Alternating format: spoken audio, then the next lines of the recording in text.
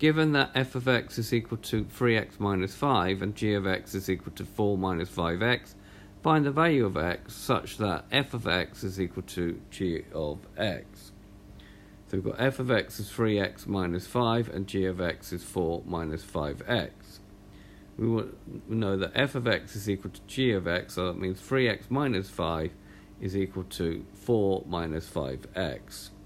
So we need to solve 3x minus 5 is equal to 4 minus 5x. So we need to solve this linear equation.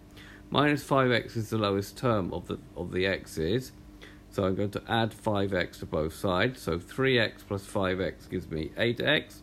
Still got the minus 5. Got is equal to 4. Minus 5x plus 5x gives me nothing. Next step is to do the opposite here. We need to do the inverse of taking 5. So we need to add 5 to both sides. So if I add 5 to this side, I get 8x. And if I add 5 to this side, I'm going to get 9. Final step is to divide both sides by 8. And we're going to get x is equal to 9 over 8, which we're going to leave as an improper fraction. So this has been a video to show you how to form and solve an equation using function notation. I hope you've understood, and I thank you very much for watching.